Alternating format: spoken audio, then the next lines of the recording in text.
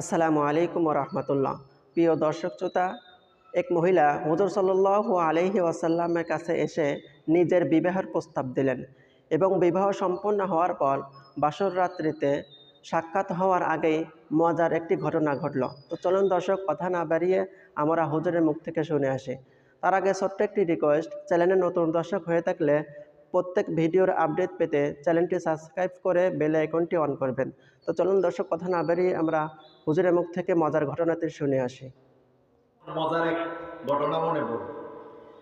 এক মহিলা রাসূলুল্লাহ সাল্লাল্লাহু আলাইহি ওয়াসাল্লামের কাছে এসে নিজের বিবাহের প্রস্তাব দিছে, ইয়া রাসূলুল্লাহ, আমি আপনার সাথে বিবাহ বন্ধনে আবদ্ধ হতে চাই।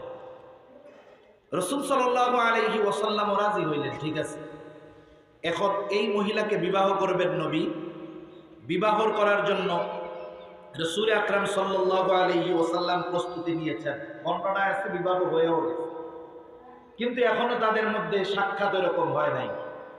আল্লাহ রাসূল সাল্লাল্লাহু আলাইহি ওয়াসাল্লাম আয়েশা সিদ্দিকা রাদিয়াল্লাহু তাআলা আনহাকে দায়িত্ব দিয়েছেন যে তুমি তাকে সাজায় গুছায় প্রস্তুত করে দাও, আজকে আমি তার সাথে, আমার বিবাহ হয়েছে, সময়টা আমি তার সাথে কাটাবো।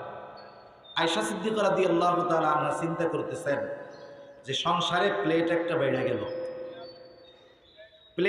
বেড়ে গেল, আমরাই নবীজিকে যতটুকু পরিমাণ চাই ততটুকু সময় পাই না, আর একজন যখন হয়েছে সময়টা বন্টন হবে না। এইবার উনি তারে সুন্দর মতো সাজায় টাজায় দিয়েছে। এইবার ওই মহিলাকে বলতেছে যে শোনো, নবীজির একটা শব্দ খুব প্রিয়, নবীজিকে দেখা মাত্রই তুমি এটা বলবা। কি শব্দ? শব্দটা হইল আউযু বিল্লাহি মিনকা, আমি আল্লাহ তাআলার কাছে আপনার থেকে আশ্রয় চাই। আমরা কই না আউযু বিল্লাহি মিনাশ শাইতানির রাজিম, আমরা শয়তানের থেকে আপনার কাছে আশ্রয় চাই। তা শিখায় দিছে তুমি বলবা আউযু বিল্লাহি মিনকা, যে আমি আল্লাহ তাআলার কাছে আপনার থেকে আশ্রয় চাই। মহিলা তো বুঝে নেই, নবীজি যখন আসছে দেখেই বলতেছে আউযু বিল্লাহি মিনকা। একবার দুইবার তিনবার বলছে, নবীজি চিন্তা করছে মহিলা মনে হয় কোনো কারণবশত আমার সাথে সংসার করতে চায় না। নবীজি তাকে যাই হোক শরীয়ত মোতাবেক তাকে ছেড়ে দিছে। এইবার ওই মহিলা বুঝতে পারছে, হায় রে, এই আয়েশা তো আমার কান 12টা বাজায় দিছে, আমাকে এমন শব্দ শিখায় দিছে যাতে আমার সাথে নবীজির বিবাহ বিচ্ছেদ হয়ে গেছে। নবীজি আয়েশা সিদ্দিকা রাদিয়াল্লাহু তাআলা আনহার ঘরে আসছেন, আর আয়েশা সিদ্দিকা রাদিয়াল্লাহু তাআলা আনহা মিটমিট করে আসতেছে। নবীজি বুঝতে পারছে যে এই কাজটা আয়েশা ছাড়া আর কেউ করে নাই। এটা মহাব্বতের একটা নিদর্শন। স্বামীর প্রতি অতি মহাব্বত থাকার কারণে স্বামী অন্য কারো প্রতি দৃষ্টি দিক এটা চায় না, এবং সতীনের ঘরেও এরকম হয়। যখন আরেকজনের প্রতি কোনো কারণে নজর বেশি যায়, আরেক সতীন সহ্য করতে পারে না। বললেন যে আপনি এই শিশু বাচ্চার তার মাকে নিয়ে ওই দূরে জনবানবহীন প্রান্তরে রেখে আসবেন। আল্লাহর কি কুদরত, আল্লাহ তাআলার নির্দেশ, যান রেখে আসেন। নবীজি ইব্রাহিম আলাইহিস সালাম ওই দুগ্ধপুষ্য শিশু ইসমাইল আলাইহিস সালাম আর হাজেরাকে নিয়ে রওনা দিয়েছেন। গন্তব্য কোথায় আল্লাহ তাআলাই নির্ধারণ করে রাখছেন। একেবারে জনমানবহীন প্রান্তর, কিচ্ছু নাই। ওই জায়গায় কিছু পানি আর কিছু খেজুর দিয়ে ওই দুগ্ধপোষ্য শিশু এবং হাজেরা আলাইহিস সালামকে নবী ইব্রাহিম আলাইহিস সালাম রেখে দিচ্ছেন। এটা তোমাদের অবস্থান স্থল, আল্লাহ তাআলা জানায় দিচ্ছেন। ইব্রাহিম আলাইহিস সালাতু ওয়াস সালামকে হাজেরা কিছুই বলেন না। যখন রাখছেন বারবার জিজ্ঞাসা করতেছেন, এখানে কেন রাখলেন, আমাদের কেন আনলেন? কোনো কথা বলেন না ইব্রাহিম আলাইহিস সালাম। সর্বশেষ প্রশ্ন করতেছে, আপনি কি এটা নিজের থেকে করেছেন না আল্লাহ তাআলার সিদ্ধান্ত? ইব্রাহিম আলাইহিস সালাম বললেন, এটা আল্লাহ তাআলার সিদ্ধান্ত। তখন হাজেরা বললেন, তাহলে আমাদের আর কোনো চিন্তা নাই, তাহলে আমাদের সব ব্যবস্থাপনা যিনি করবেন তিনি কে? আপনি নির্দ্বিধায় চলে যান। ইব্রাহিম আলাইহিস সালাম সন্তান রেখে আসতে, এটা তো তার পরীক্ষা ছিল। কষ্ট বেদনা অন্তরে ভরা, কিন্তু আল্লাহ তাআলার হুকুম, এর বিপরীত হওয়ার কোনো সুযোগ নাই। যত দূর চোখ গেছে তাকায় তাকায় পেছনে দেখছেন। উপত্যকা পাড়ি দিয়ে যখন চোখের আড়াল হয়েছে, এবার আল্লাহ তাআলার কাছে দোয়া করছে, আল্লাহ, এই জনমানবহীন প্রান্তরে আমি আমার সন্তান পরিবার পরিজনকে রেখে গেলাম, আপনি এদের জন্য এমন ব্যবস্থা করে দেন ফলমূল সব কিছুর ব্যবস্থা করে দেন, পানির ব্যবস্থা করে দেন, এই জনমানবহীন প্রান্তর আপনি জনমানুষ দিয়ে ভরপুর করে দেন। ইব্রাহিম আলাইহিস সালামের দোয়া কবুল হয়েছে, জমজম কূপ সৃষ্টি হয়েছে এবং জনবসতি ওখানে সংগঠিত হয়েছে, ওখানে জনমানুষের আগমন ঘটছে। আর ওই জনমানব যারা ছিলেন, জমজম কূপের পানির নেতৃত্ব হাজেরার অধীনের মধ্যে ছিল। তা যাই হোক, ওইখানে হযরত ইসমাইল আলাইহিস সালাম থাকছেন। আস্তে আস্তে উনি বড় হয়েছেন, কোরবানির ঘটনা আছে। এরপরে আল্লাহ তাআলা নির্দেশ করলেন, পয়গম্বর ইব্রাহিম আলাইহিস সালাম, এই জায়গায় তো আমার ঘর আছে। নূহ আদম আলাইহিস সালামের মাধ্যমে ওই ঘরের প্রথম ওই ঘর বানানো হয়। আল্লাহ তাআলাও বলেন, এটা হলো পৃথিবীর প্রথম ঘর, অথবা ইবাদতের প্রথম ঘর, অথবা পৃথিবীতে বানানোই প্রথম ঘর, সেটা হতে পারে যে কোনো একটা। নূহ আলাইহিস সালামের মহাপ্লাবনের সময় ওর উপরে বালুকণা পড়ে, ওর যেই পাথর দিয়ে বেষ্টিত ছিল নিচে পড়ে গেছে, উপরে একটু বালুর মতো ডিবি। ইব্রাহিম আলাইহিস সালামকে আল্লাহ তাআলা নির্দেশ দিলেন, ছেলে বড় হয়েছে, এবার ইসমাইল আলাইহিস সালামকে নিয়ে ওই কাবা ঘরকে তিনি সংস্কার করলেন, বড় উঁচু করে ঘর বানাইলেন, ইবাদতের ঘর। এবং ওই জায়গায় ইসমাইল আলাইহিস সালাম থেকেছেন। ওইখানে পানি পেয়ে এক গোত্র বসবাস শুরু করছে, ওই গোত্রের এক মেয়েকে বিবাহ করেছেন। এরপরে লম্বা ইতিহাস, ওনার বংশধর ওখানেই ছিল, ওনার বংশে আর কোনো নবী হয় নাই, একেবারে শেষ নবী মুহাম্মাদুর রাসূলুল্লাহ। এর কিছুকাল পরে আল্লাহ তাআলা সারার গর্ভে আর একটা সন্তান দিয়েছে, তার নাম হলো ইসহাক আলাইহিস সালাম। ইব্রাহিম আলাইহিস সালাম তখন ফিলিস্তিনে ছিলেন, এই জেরুজালেমে ছিলেন, ওখানে আল্লাহ তাআলা ওনার একটা সন্তান দিলেন, ইসহাক আলাইহিস সালাম। এইবার ওখানেও তিনি একটা মসজিদ বানাইছেন, মসজিদুল আকসা। এটা ইব্রাহিম আলাইহিস সালাম বানাইছেন। সুলাইমান আলাইহিস সালাম ওইটাকে জিনদেরকে দিয়ে সংস্কার করছে, কিন্তু বানিয়েছে ইব্রাহিম আলাইহিস সালাম। ওইখানে ইসহাক আলাইহিস সালামের বসতি স্থাপন হলো। ইসমাইল আলাইহিস সালাম মক্কায়, ইসহাক আলাইহিস সালাম জেরুজালেম, ফিলিস্তিন, মসজিদুল আকসা ওইখানে। ইব্রাহিম আলাইহিস সালামের বংশে আর কোনো নবী নাই, ইসমাইল আলাইহিস সালামের বংশে কোনো নবী নাই, একেবারে শেষ নবী। ইব্রাহিম আলাইহিস সালামের সন্তান ইসহাক, ওনার সন্তানের নাম ইয়াকুব। ওনার সন্তানের নাম কি? ইয়াকুব। ইয়াকুবের দাদা হইলেন ইব্রাহিম আলাইহিস সালাম। হযরত ইয়াকুব আলাইহিস সালামের আরেক নাম ছিল ইসরাঈল। কি ছিল বলেন? এখান থেকেই বনি ইসরাইল গোত্রের শুরু, বনি ইসরাইল বংশের শুরু। এই ইয়াকুব আলাইহিস সালামের সন্তান ছিল 12টা। কয়টা? বংশ বনি ইসরাইল, গোত্র হইল 12টা। কয়টা? 12টা। এই ইয়াকুব আলাইহিস সালামের এক সন্তান হযরত ইউসুফ আলাইহিস সালাম। কিন্তু ইয়াকুব আলাইহিস সালামের বড় ছেলের নাম ছিল ইহুদা। কি নাম ছিল? এই বড় ছেলের বংশ থেকে, গোত্র থেকে যেই বংশ ধারাবাহিকতার সাথে আসছে, এটাই হলো আজকের ইহুদি গোত্রের মূল শিকড়। তো যাই হোক, আল্লাহ তাআলা এদেরকে অনেক নেয়ামত দিয়েছেন। এরপরে হযরত ইউসুফ আলাইহিস সালাম যখন মিশরের খাদ্যমন্ত্রী হইলেন, পূর্ণ প্রভাব ওনার উপরে চলে আসলো, উনি পূর্ণ মিশরের নিয়ন্ত্রণ নিলেন। এইবার ফিলিস্তিন থেকে ইয়াকুব আলাইহিস সালাম সহ তার বাকি সন্তানেরা সবাই হিজরত করেছেন মিশরে। কোথায়? কথা বুঝতেছেন তো? মিশরে। তার মানে ইহুদিদের আদি নিবাস এই মসজিদুল আকসা, জেরুজালেম, ফিলিস্তিন। এখন একটা বিষয় আপনাদের ক্লিয়ার হবে যে গোটা দুনিয়ার এত জায়গা থাকতে, আমেরিকার বিশাল বিস্তীর্ণ ফাঁকা জায়গা থাকতে, অনেক মহাদেশের মধ্যে মানুষের বসবাস নাই এমন জায়গা থাকতে, ইহুদিরা কেন জেরুজালেম চেয়েছে, কেন মসজিদুল আকসার পাশে এসে বসতি স্থাপন করেছে, কেন আমেরিকার কাছে বলছে আমাদেরকে ওই ভূমিটা বসবাস করার জন্য দাও? এবার কি বিষয়টা ক্লিয়ার হয়েছে আপনাদের? আচ্ছা, ওরা মিশরে চলে গেছে। প্রথম মিশরে গিয়ে ইউসুফ আলাইহিস সালামের পরে আস্তে আস্তে ওরা তাওহীদ থেকে দূরে সরে গেছে। কিছু মানুষ জালেম হয়েছে, দিন থেকে দূরে সরে গেছে। আর বনি ইসরাইলের কিছু মানুষ দ্বীনের উপরে অটল থাকছে। তাদের বাদশাহী চলে গেছে, এখন যদিও তারা ইমানদার, তারা দুর্বল হয়ে গেছে, কুফরি শক্তি শক্তিশালী হয়ে গেছে। মুফাসসিরিনে কেরাম লেখেন, বনি ইসরাইলেরা 400 বছর ফেরাউনের দাসত্বের কবলে ছিল। ফেরাউন কোন ব্যক্তির নাম না, ফেরাউন একটা উপাধি। ফেরাউন একটা কি উপাধি? তার নাম ছিল সম্ভবত রামাসিস। মিশরের আসলে যিনি সমাসীন হতেন তিনি ফেরাউন। কিছু ফেরাউন ভালো ছিল, আর যেটারে মূল ফেরাউন নামে কোরআনে অভিহিত করা হয়েছে ওইটা ছিল জব্বর খারাপ। ও তাদের উপরে, বনি ইসরাইলের উপরে প্রচন্ড জুলুম অত্যাচার করছে। মোটামুটি এই ইতিহাস সবার জানা আছে। যাই হোক, মুসা আলাইহিস সালাম নবুয়তি পাইলেন, আবার যখন মিশর থেকে গেলেন, আবার মিশরে আসলেন। ফেরাউনকে আইসা এইবার আল্লাহ তাআলার একত্ববাদের দিকে দাওয়াত দেওয়া শুরু করলেন। এমনিই তো আগের থেকে বনি ইসরাইলদের উপরে জুলুম চলতেছে ফেরাউনের। এইবার ফেরাউন তো জুলুম করে, সাথে সাথে শত্রু হিসাবে দাঁড়ায় গেল হযরত মুসা আলাইহিস সালাম। দিন যায়, ফেরাউনের পরিবর্তনের কোনো খবর নেই, কারণ যে ঘুমায়া থাকে তাকে জাগানো যায় না।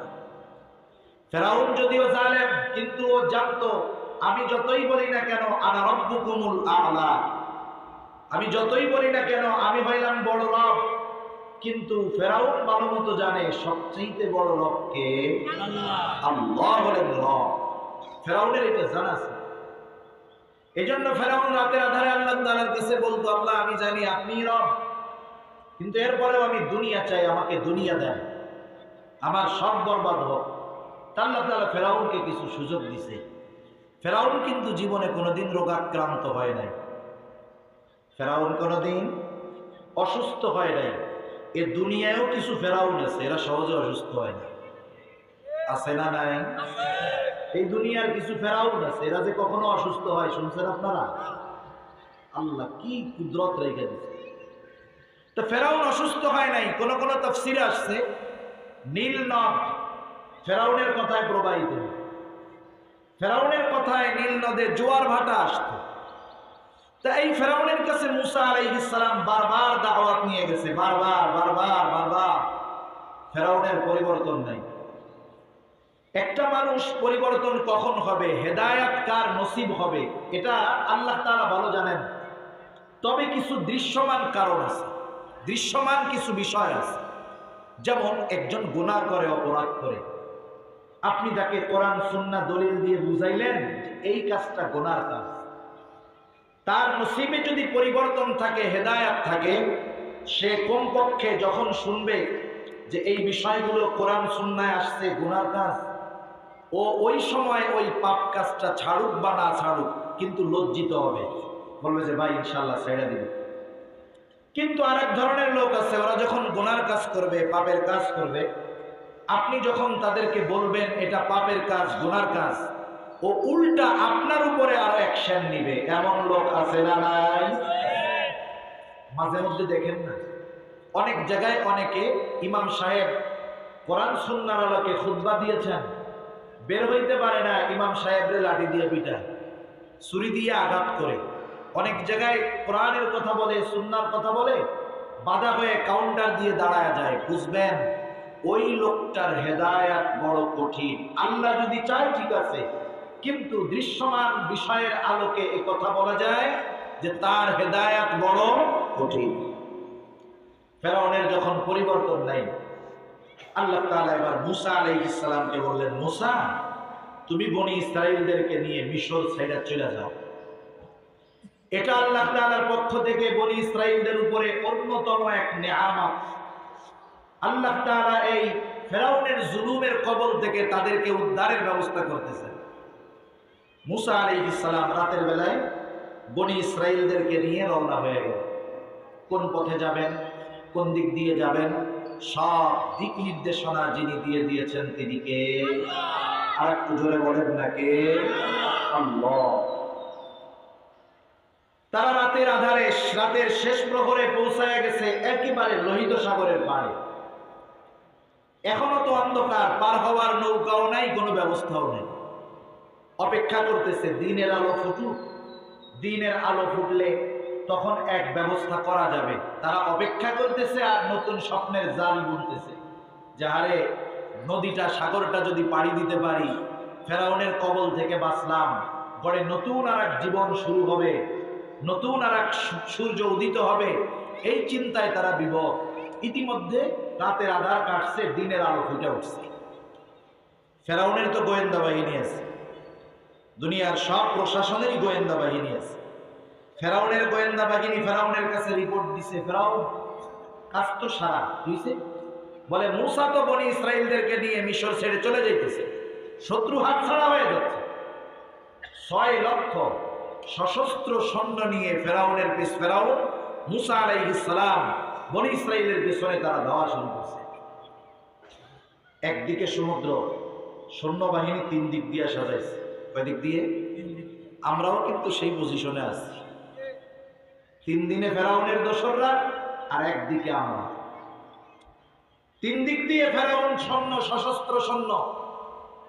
যখন অবস্থা এরকম, আলো একটু ফুটছে, সূর্যের আলো, মূসা আলাইহিস সালামের উম্মতেরা দেখতেছে ওই যে ফেরাউন 3 দিক দিয়ে আসতেছে। ফেরাউনও দেখছে যে ওই যে মূসা তার উম্মতদেরকে নিয়ে দাঁড়ায় আছে। মূসা আলাইহিস সালামের উম্মত চিন্তা করে আজকে সব শেষ, আর ওরা চিন্তা করে আজকে আর তোদের কোনো ছাড় নাই। বনি ইসরাইল যাইবার বলতেছে, মূসা কাজটা কি করলো তুমি? কোন পথে আনলা তুমি আমাদের? আমরা তো আজকে শেষ, এতকাল তো গোলাম ছিলাম, তাও বাইচা ছিলাম, আজকে তো আমরা শেষ, আজকে আমাদের আর কোনো বাঁচার উপায় নেই। কি অবস্থা হয়েছে সেই সময়? আল্লাহ তাআলা কোরআনুল কারীমের মধ্যে বলেন, فَلَمَّا تَرَاءَى الْجَمْعَانِ قَالَ أَصْحَابُ مُوسَى إِنَّا لَمُدْرَكُونَ। বলি আমরা আল্লাহ রাব্বুল আলামিন বলেন, فَلَمَّا تَرَاءَى الْجَمْعَانِ قَالَ أَصْحَابُ مُوسَى إِنَّا لَمُدْرَكُونَ। যখন এক পক্ষ অপর পক্ষকে দেখতে পাইল, আসহাবু মূসা, মূসার সাথী যারা, তারা বলতেছে ইন্না লামুদরাকুন, মূসা আমরা তো ধরা পড়ে গেছি, আজকে আমাদের আর কোনো নিস্তার নাই, বাঁচার উপায় নাই, ধরা পড়ে গেছি। এখনো শত্রু দেখা যায়। মূসা আলাইহিস সালামের উম্মতেরা দেখতেছে ফেরাউন তার বাহিনী নিয়ে আসতেছে ঠিক, কিন্তু বলেন তো এখনো ধরা পড়েছে নাকি? তাহলে কেন বললো ধরা পড়ে গেলাম?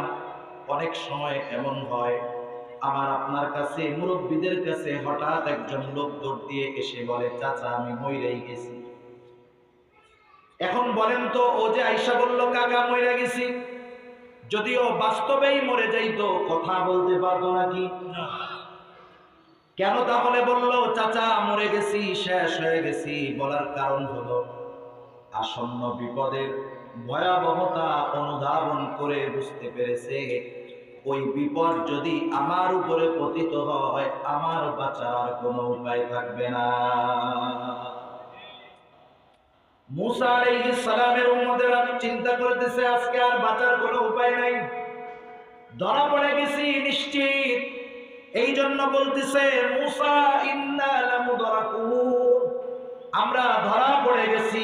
মূসা আলাইহিস সালাম বনি ইসরাইলের নেতা, প্রত্যেকটা নবী হলো তার উম্মতের নেতা। তাহলে আমাদের নেতা হলো মুহাম্মাদুর রাসূলুল্লাহ।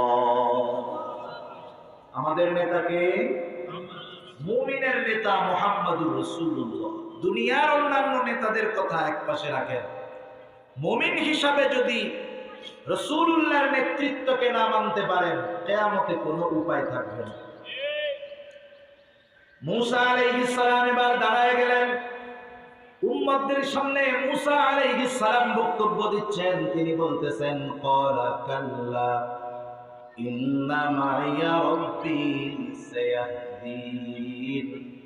তারা বলতেছে মূসা আমরা ধরা পড়ে গেছি।